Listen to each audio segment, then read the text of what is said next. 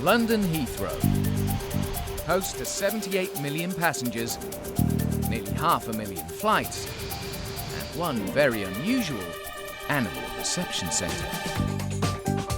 Animals passing through Heathrow come here to be checked in. Oh, he's really cute. Also known as the Ark, it's equipped to welcome almost any species through its doors. Its feet are massive, not that big. From reptiles and livestock to pets and predators. It's up to the Ark to make sure everyone is clear to enter the country. Oh, textbook, Dan, textbook. More than 200,000 animals passed through last year alone. And its dedicated team of over 40 staff are on hand every hour of every day. Where's your water pot? And are always prepared to expect the unexpected. Ooh.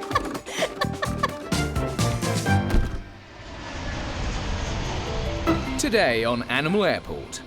Come on then, guys, how you come? A pair of puppies get stuck in transit. Unfortunately, the owner can't get them back as soon as they would have liked. There's confusion on the runway. Nothing. Oh, just had the signal. That means there's no livestock on board. No show. And it's a race against the clock to get thousands of butterfly pupae out of the centre before they hatch. It's a bit hectic.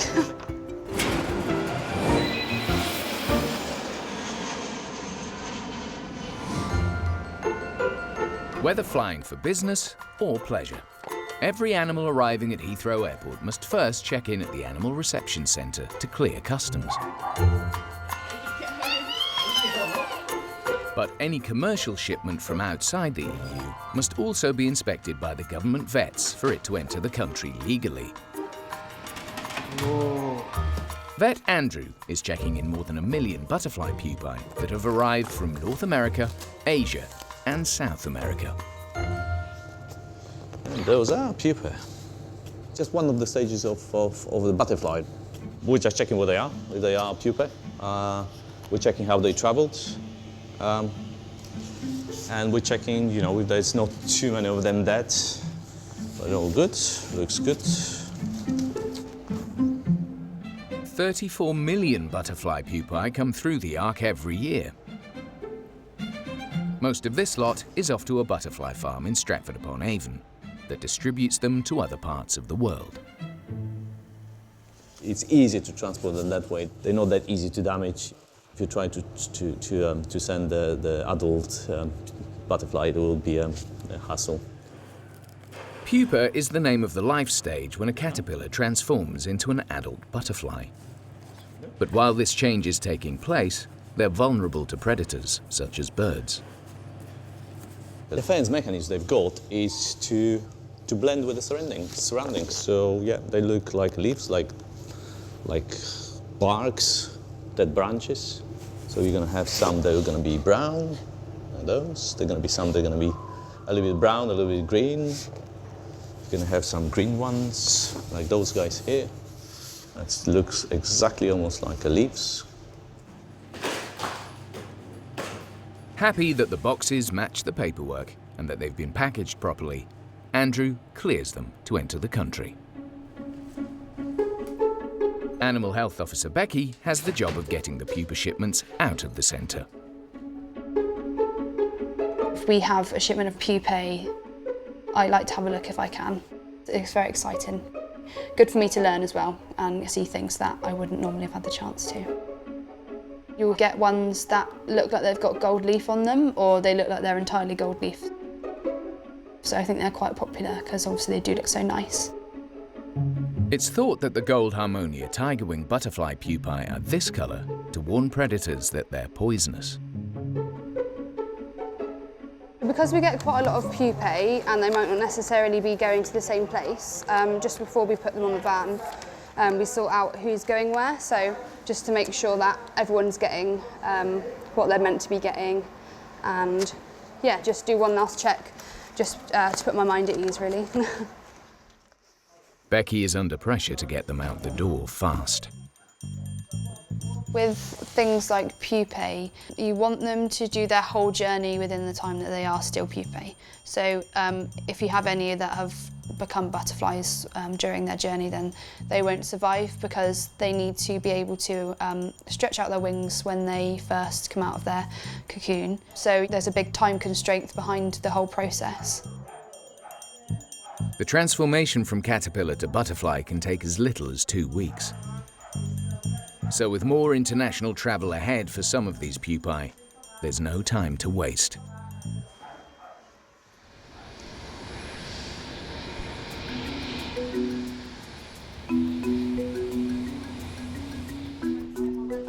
The ARC's 50 staff are also responsible for picking up new arrivals from the runway. And Animal Health Officer Stuart is due to collect 2 cats from an American flight.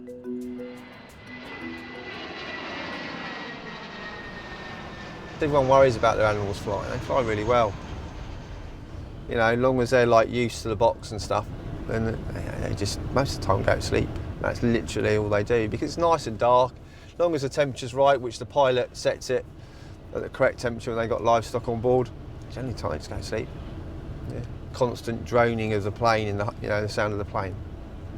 They do really well.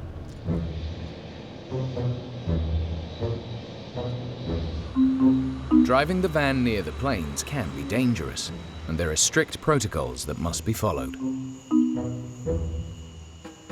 We wait till the engines are shut off first, because if we go behind the plane when the engine's on, we'll get blown over.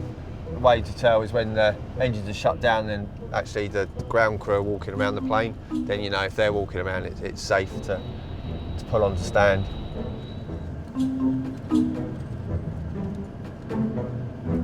That's the little door there, is where normally the livestock was kept. We'll wait now until basically someone calls us over, really. But it seems his effort to get here early was in vain. Nothing. Just had the signal. That means there's no livestock on board. No show. Which does happen occasionally. You'd be surprised how many, they just don't turn up for the flight. So I don't know why. But it's a no show, so I'll stick it on the pad. But there's always something to pick up whilst airside. So after a quick call to base, he's diverted to collect a cat off a flight from Russia. That's my plane there. He's still waiting. He's waiting now to cross. He's got to cross 2 runways to get onto stand. Driving close to millions of pounds worth of aeroplane isn't for the faint-hearted. Because that's the thing that you're most worried about, is hitting a plane. Because if you hit a plane, then you are in serious trouble. Because that could delay the flight from going out, because they'll have to get the safety team in, examine it, make sure that, that if you have damaged the plane, it's not going to affect the safety of the passengers when it takes off. After some very careful driving, Stuart can pick up the cat and head back to the centre. Cheers, mate. Yeah, got it, man. Thanks, mate. Just a little silver tabby.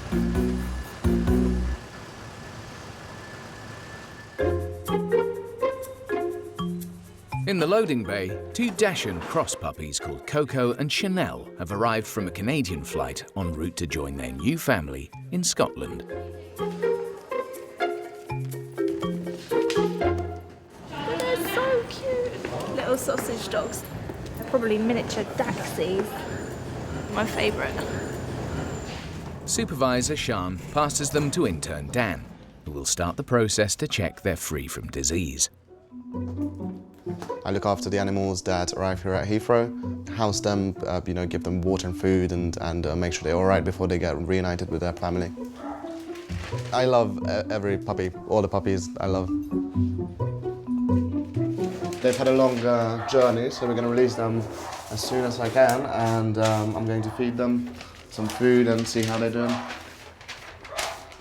And I hope I don't spill the food. It's always packed so tightly on top of the box, it's really difficult to get off sometimes. This is what I'm talking about. It's like a surgical procedure. I'm not going to give them too much food because they've just come off the plane and they can upset their tummy if they get too much. I'm going to pour some water in to hydrate them. My favorite part is definitely being the first person who takes the animal out of the crate after a stressful time on the plane. Come on then, guys. Out you come. Hey. Hi, guys. I'm the first human contact they had, or a first contact they had since they've been put in the box. So it's very rewarding to release them. They're almost like thankful for it. But especially puppies. Oh no, he's just weed on my paperwork.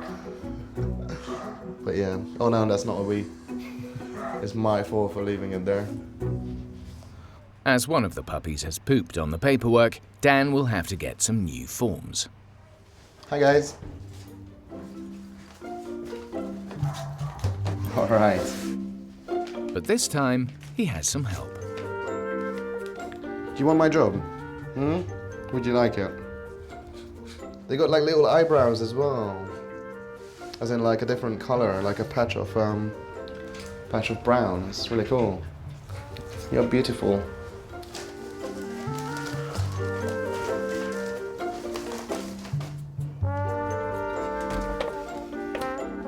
So yeah, they all seem fine. Gonna take the paperwork back to the office now, and my colleagues will check their paperwork, see if they're compliant. But after looking at the paperwork, Sian has some bad news. I believe 24 hours hasn't passed since their tapeworm treatment was given. The treatment has to be given 1 to 5 days before arrival, so they've got to stay here until that's run out, basically. Unfortunately, the owner can't get them back as soon as they would have liked. With the worming tablets still taking effect, Coco and Chanel will have to wait a little longer before being introduced to their new owner.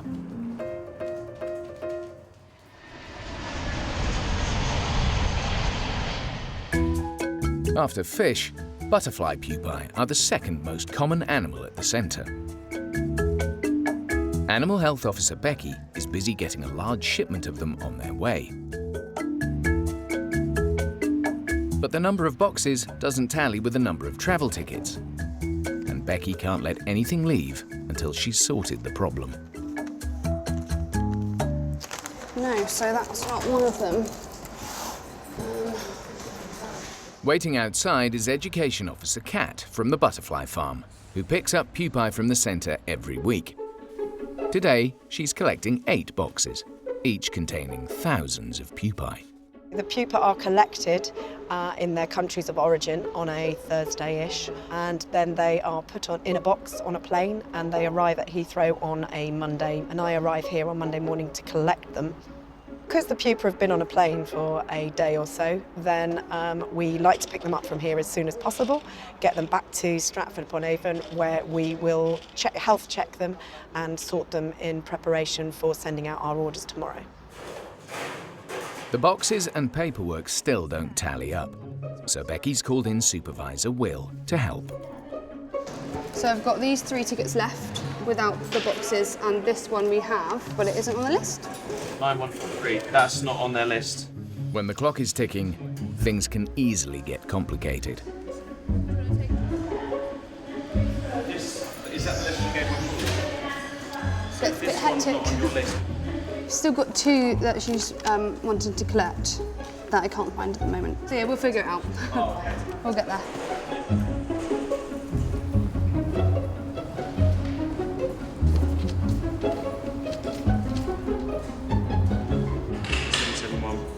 They're in there. Right, cool. Oh, thank you so much. All sorted. With all 8 boxes safely on board, Kat dashes back to the butterfly farm, where the next destination of these globe-trotting pupae will be decided.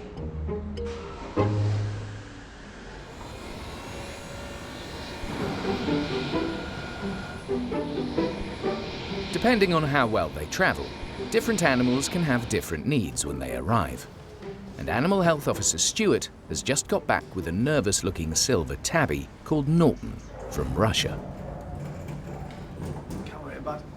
Even if animals have a smooth flight, the sights and sounds of arriving in a new place can be a shock to the system. He's got some food and some water and a litter tray. He'll be able to climb under there and feel a little bit more secure, because cats like to feel secure. It's not like dogs. Dogs are quite happy to be on a bed. And to make being away from their owners that little bit easier, reminders of home can often be found travelling with them. Yeah, pair of jogging trousers. We always advise owners to have a t-shirt or something that smells of them. It just makes them feel a bit more at home, a bit more secure. We've had underwear and nighties and all sorts. Hopefully within a few hours, we'll be able to go home. Done.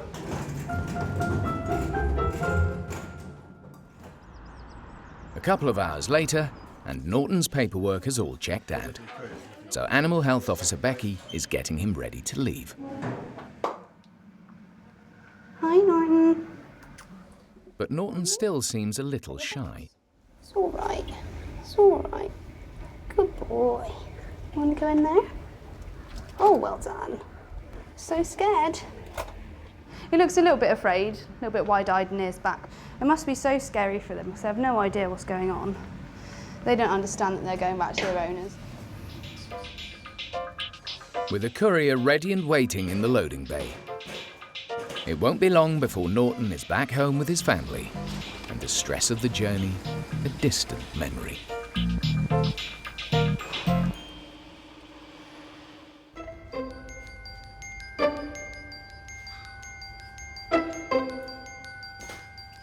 In the dog wing, Dachshunds Coco and Chanel are relaxing while their tapeworm treatment takes effect. And with 24 hours having passed since they took their tablets, Hi guys. it's time for the puppies to be taken by courier to their new home. Come on in. Come here. That's how the door works. Well done. Hi. Aw. I missed you. Haven't seen you all day since the morning. How's it going? They seem fine. They've eaten all their food. I see they were given a second meal as well. Right, you're ready to meet your new owners? Your new mommy will love you as much as I do. It seems Coco and Chanel wouldn't mind staying either. Guys, don't go in there. Oh, now the other one's gone in there.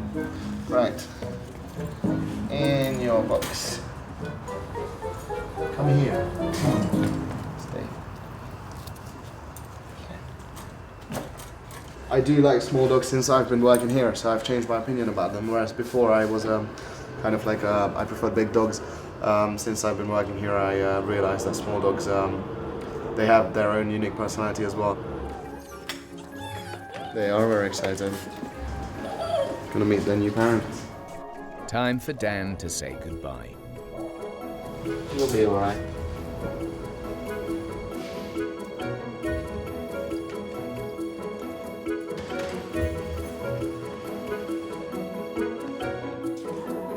Coco and Chanel take their seats for the last leg of their journey to Scotland, where they will begin their lives with their new family.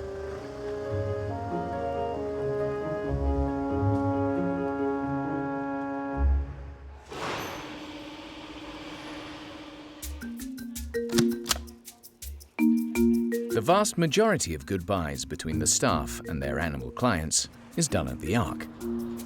But once in a while, as part of their training, there's the chance for a lucky team member to see what happens to them next. Oh, he's beautiful. At the butterfly farm in Stratford-upon-Avon, Animal Health Officer Becky has been given the rare opportunity to see where some of the pupae she packed ended up. I have an appreciation for all animals. It's part of the reason why I love this job, because you get to see every different kind of animal. It's not just cute and cuddly.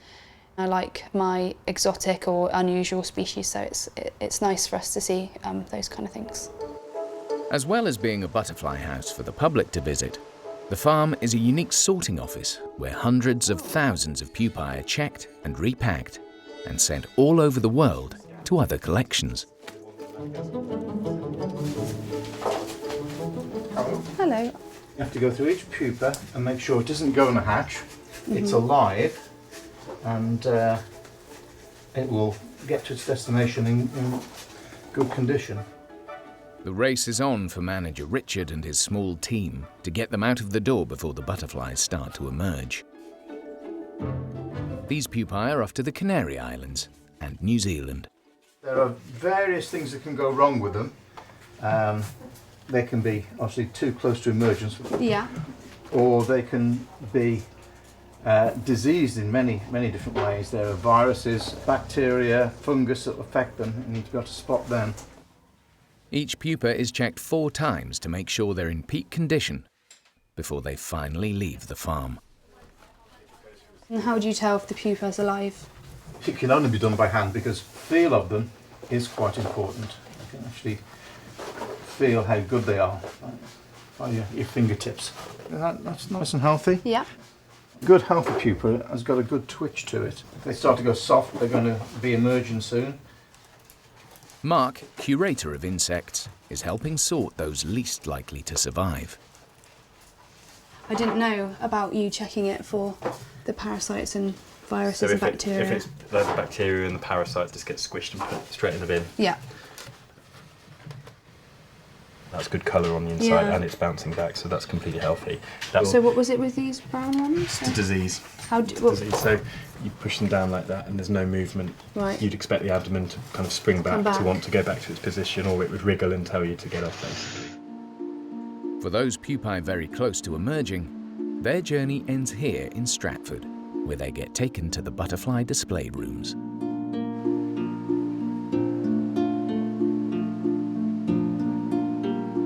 "95% of these butterflies have come through the reception centre. It's kind of cool to think that I've probably seen this guy however many weeks ago, but as a little pupa. It's nice to see it because in a very small way we are part of that process of them bringing them into the country in the first place. So yeah, it's pretty cool.